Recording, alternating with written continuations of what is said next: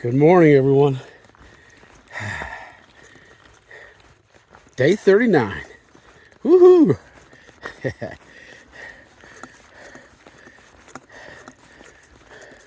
My outlook for the day is extremely positive. It almost has to be after yesterday. I'm telling you what, man.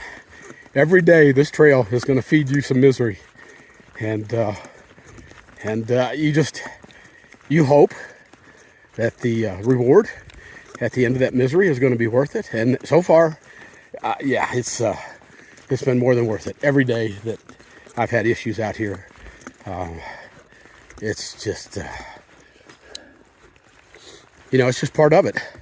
My feet hurting, and everybody who's watching these videos knows my feet hurt at the end of each day. And when you get to the end of a day where you had to deal with the rocks, damn rocks, that probably should have been my trail name, damn rocks. But at this point, I know that I just got to suck it up and move on. It's not whining. It's reality. It is what it is. And every day I get up and keep moving.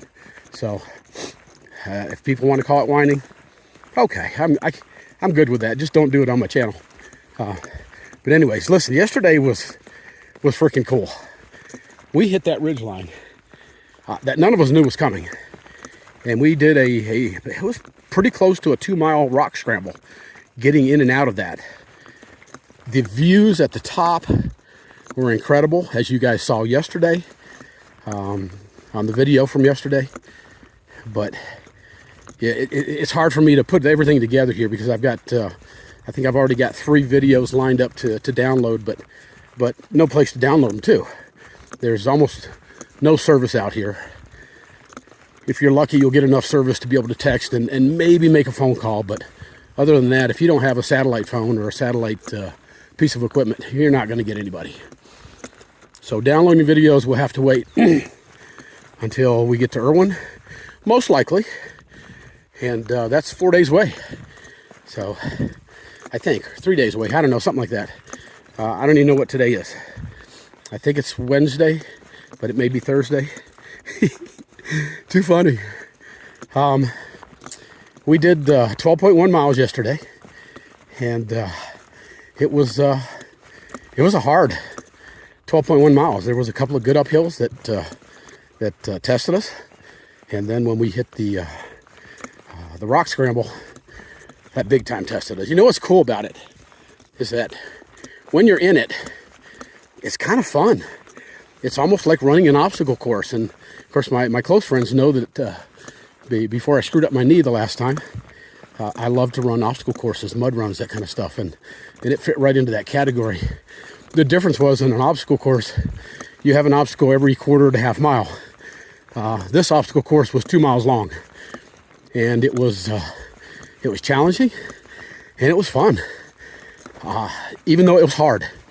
But we all made it through unscathed. In fact, I think we probably made it through better than we were going into it. Our injuries are starting to heal up a little bit. We're taking our time. And I got a little bit of an uphill here. Not bad. Just enough to get my heart rate up a little bit. But today, I think we're either going to do 12.8 or 14.8. Just depends on how we feel when we get to that 12-mile point. The day should be, oh, I should not say this. The day should be a little gentler than yesterday. We took a closer look at everything to make sure we weren't going to hit another rock scramble like yesterday. And it doesn't appear like we will. We've got a little uphill here in the beginning, which I think I've already done. Probably 1.5 miles into the day now. And then toward the end, we've got about a 1,500 foot uphill over a 2 or 3 mile span. Something like that. I don't know. Without my navigator here, I'm just kind of winging it. And I did get started off early this morning. I woke up at 6 a.m. Started getting my stuff ready. So I was probably out of camp by 7:15, I'm guessing. Something like that. Ninja was right behind me. Jeff will be right behind him. Navigator right behind him. And then Cole. I think they've decided that Cole is going to just sleep in a little bit every morning. Young man is so fast. And he's a typical young man. He likes his sleep in the morning. So you know what? They're just going to let him sleep. When he gets up, he can catch us. He probably won't even break a sweat catching us. We'll probably be 2-3 miles ahead of him, and he'll catch us by the time we hit 5 or 6. So, how do we got here? All right, so I've come just 1 mile from the Jerry Cabin Shelter where we stayed last night. It seems like a little bit longer because it was uphill, but Flint Mountain Shelter, 5 miles. That's where we're going to stop and wait for everybody to catch up and have our lunch and make some better plans. But, yeah. You know, it was wild yesterday. The water sources were very few and far between. And normally I would carry extra water in my bladder, my CNOC. I was not able to do that yesterday because I was packing so much damn weight. When I left yesterday morning, I didn't weigh my pack, but it was definitely the heaviest my pack has ever been. So I'm guessing it was close to 40 pounds, maybe 42, because of all the extra food that I'm carrying. Not just because I know I need to eat the extra food, but because we had a 4 or 5 day stretch between resupplies. So I did my very best to eat a couple of pounds of food last night. I was also carrying a box of Girl Scout cookies, tag-alongs, for those who want to know. And I had picked up a couple boxes at Walmart when we stopped there for resupply a few days ago. And those Girl Scout cookies were not going beyond the shelter last night. So what we didn't eat, we passed around and got rid of that. So the only thing I'm carrying of that Girl Scout cookie box is the box. And it weighs a lot less than the cookies. One other thing I want to mention is Cole. Cole had a short day yesterday, and he was probably, I think, in about the best spirits I've seen him in. Him and Jeff, they're a couple of connivers. They're jokesters, and I just keep waiting for them to start pranks on us, which will be okay. I'm good with that. But getting Cole and Jeff together, probably not good for the rest of us. But it was fun to watch. But Cole, when I finally made it to the shelter last night, I was the last one in. I was dragging butt, man. That rock scramble, my feet hurting, and the lack of water. I did run out of water before I got to the shelter. But Cole had already gone down to the water source and filled up his CNOC just for me. And when I got there, Stephanie and Cole grabbed my 2 empty water bottles and filled them up. And, you know, it just goes with what I've been saying for the last, well, many days. People here supporting one another. It's fun to see. It's fun to watch. It's fun to be a part of. I love these people. I absolutely love these people. They think about me. I think about them. Oh crap.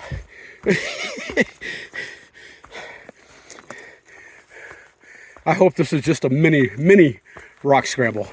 This is not really a rock scramble. You know, the thing we ran into yesterday was up on a ridge, and it was nasty. This at least has got, so far, some flat places to put your feet down. Yesterday, every step was at an angle like this, and it just twisted and tore at your ankles and your feet. And Many times you had to step on the edges of these rocks, and it was hard on your feet. But anyway, so it was cool getting back to camp yesterday, and when I got there, like I said, Cole had already filled up the Seanock with water for me, and he was having a quick snack before he planned on heading back toward me to bring me water. I'm glad I got there before he did that, because I hate putting people out. What the heck is this? Oh, okay. Pack it in, pack it out.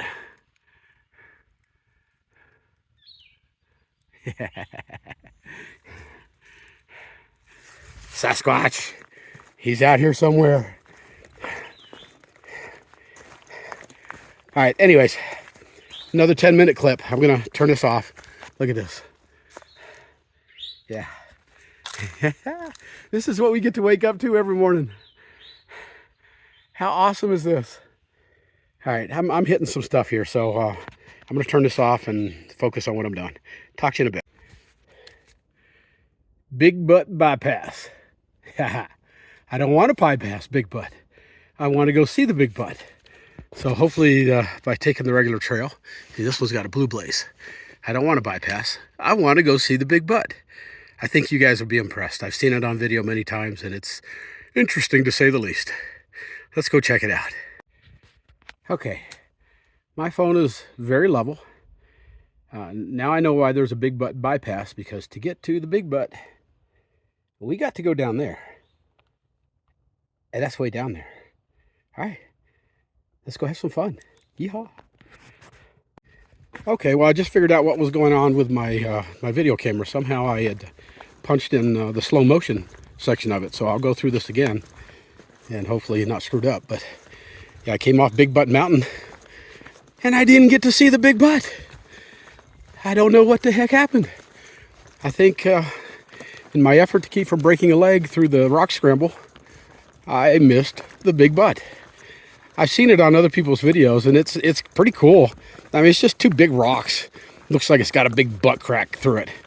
It's pretty large. It's a big butt, but I missed it. So I'm hopeful that that some of my other partners have get at least a picture of it.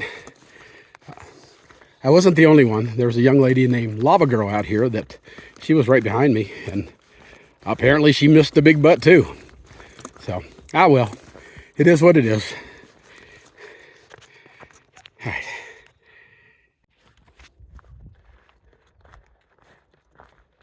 I don't videotape like this very often because, frankly, I don't like the way I look on camera. But I've been thinking about something all morning today. And coming across Big Butt Mountain,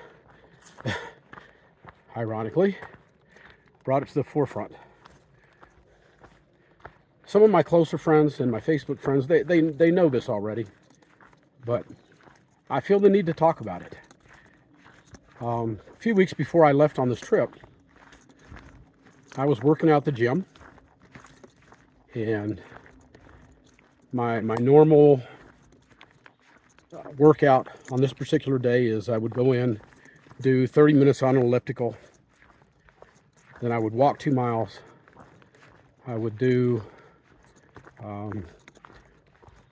different amounts of time on the stair stepper, and then I would walk another mile or two. And where I would walk is the gym I go to has a indoor track. It's very small. For a mile you have to walk around it 25 times. This particular day I was walking in a clockwise direction, and two ladies that I normally work out with in yoga class and had worked out with in some other classes prior to this were walking in a counterclockwise motion. Normally when this happens, the twosome that are walking will go to single file when they're passing people. They didn't do that. They didn't do that this time. The first time passing them,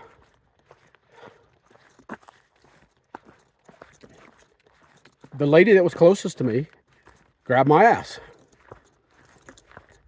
It was just a squeeze, but I was shocked. I didn't know how to react. I went through the same thing that thousands of women go through every single day. Was that intentional? What the hell just happened? And I honestly didn't know. I assumed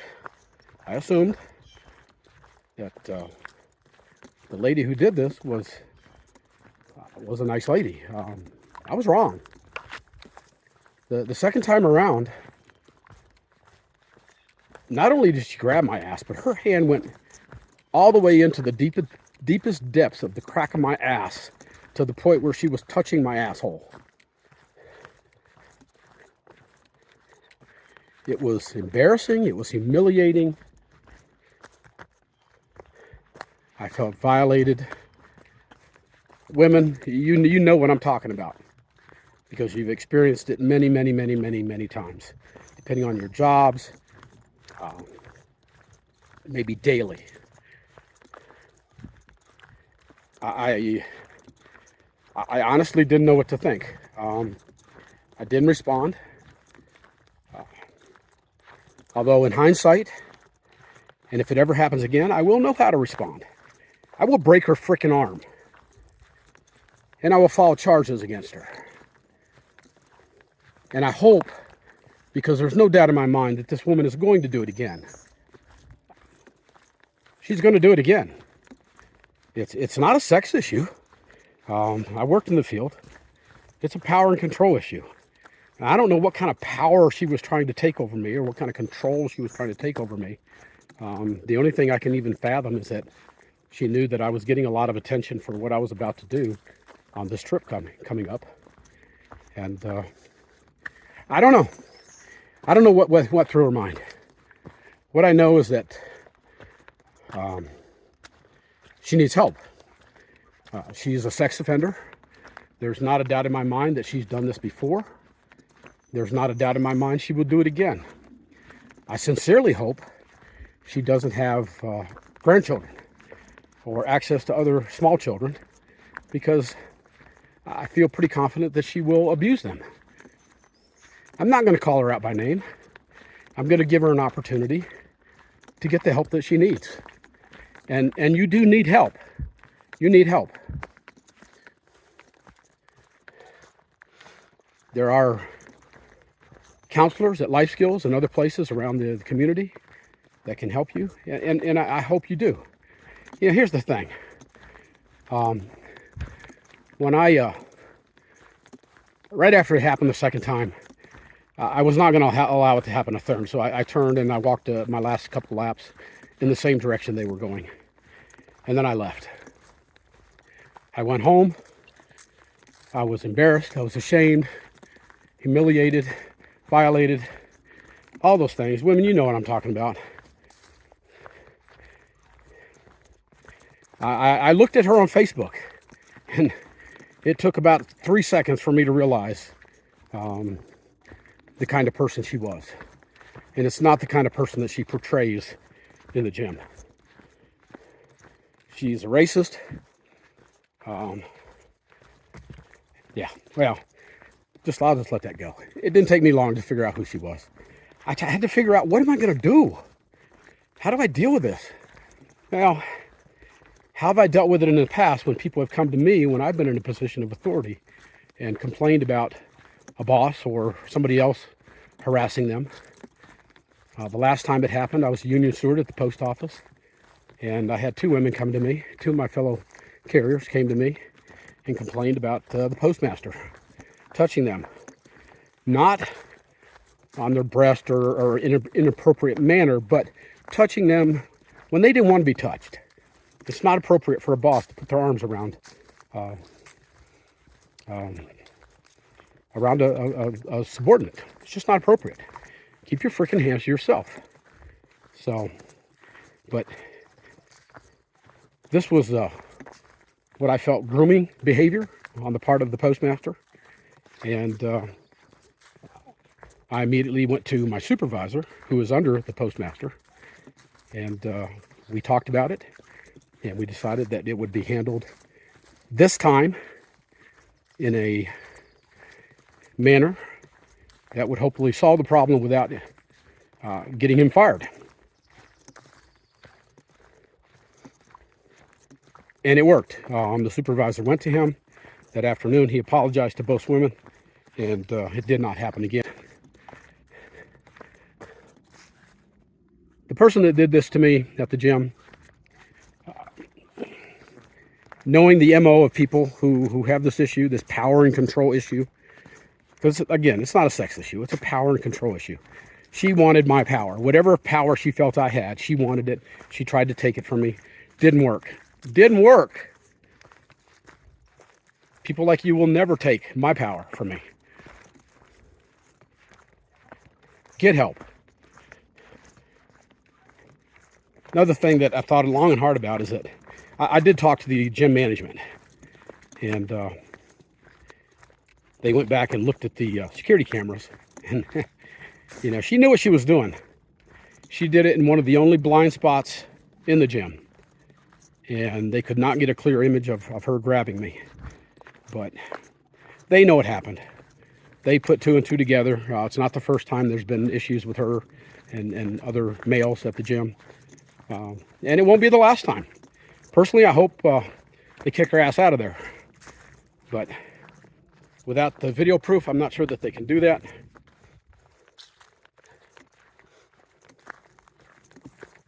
I suspect that management did talk to her because she came to me a couple days after I confronted her to let her know that that will never happen again.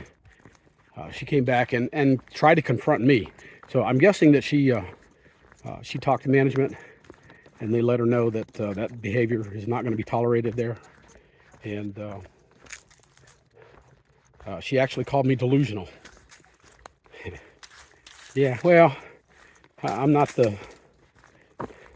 certainly not the smartest guy in the world, but I know the difference between, one of the things she said is, well, I was just trying to touch your arm. Why the hell would you even be trying to touch my arm? Inappropriate. I don't believe you. And that's what I told her. She's a liar. She called me delusional. Typical behavior for somebody who's been caught is try to blame the victim. Yeah, let's blame the victim. That's some backward thinking for you. I don't buy it. Never will buy it.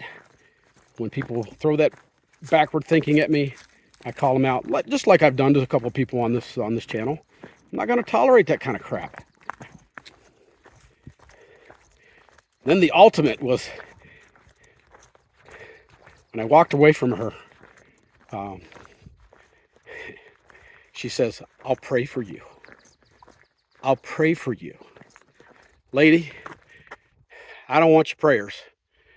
The only person who needs your prayers are you. And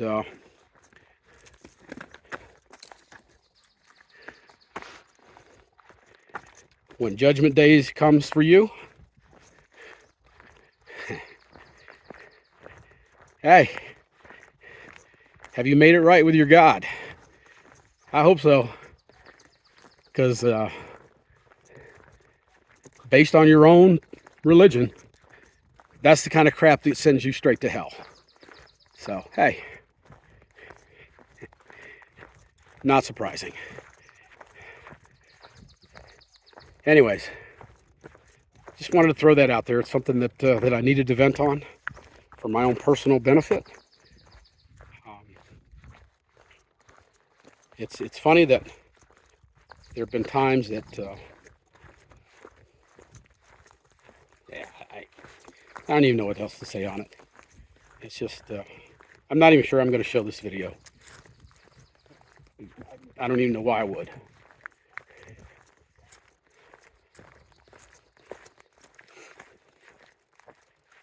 Yeah. Something I'm still dealing with. Why anybody would do that to me. Why anybody would do that to anybody. It's power and control. You know, when I look at one thing about our community, when they convict a sex offender, their picture goes right out there on Facebook for the local newspaper. And they get bombarded with comments from the community. It's a conservative community. The last two people that were put up there, one was the guy who used to do concealed carry training, molesting children. I guess he's in jail now because he flaunted the rules the court put on him when they put him on probation, parole, whatever. So I guess he's now in jail. The other guy, an extremist, a conservative extremist. I don't know if he owned or just worked at Farmers Hardware, but yeah.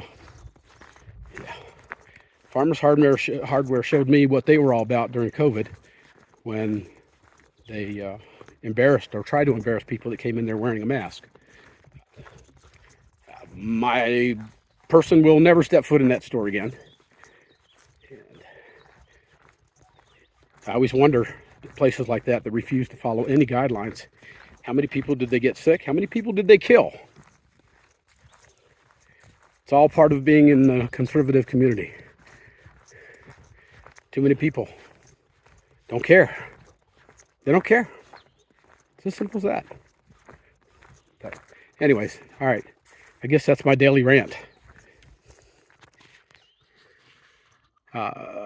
Be cautious with your comments or you'll be gone.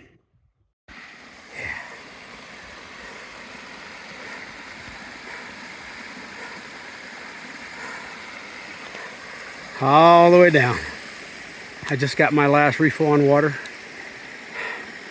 from the stream. Crystal clear, man. It doesn't get any better than this. Beautiful. Love it.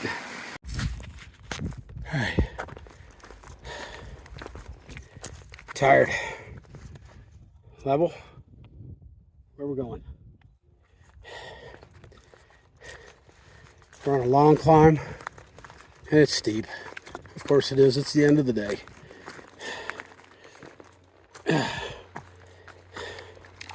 Got about another mile, 1.2 miles to go to get to where we might camp. Just depends on what we find there. Possible that when we get to that 12.5, we'll move on to 14.2 or 3, something like that. Somewhere between there, we're going to find a place to camp. Don't know where. Far out's kind of not really telling us a whole lot of stuff right now, so we're winging it out here. It's been a long day.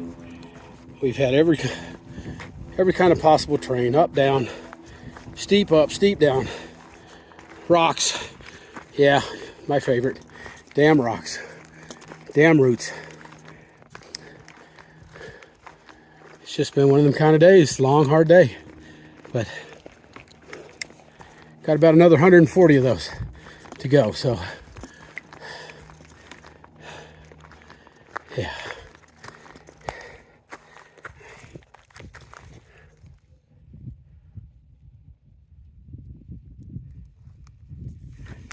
They come in purple. They come in white. And they're all over the place. It's awful pretty. It's these little things that make it a fun day. But yeah, we just keep going up and up and up and up. And let's go up some more. Yeah, that's where we're going. Yeah, I'm about tired of going up today. I'm definitely ready to stop. So, yeah, 11.5 miles down and about another mile to go. We got this.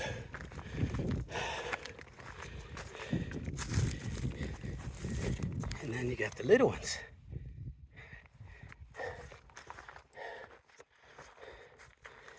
They're purple and they're white. And then, of course, everybody's favorite, No explanation needed there. All right, yeah, I got looks like about a half mile uphill right here, so let's get to it.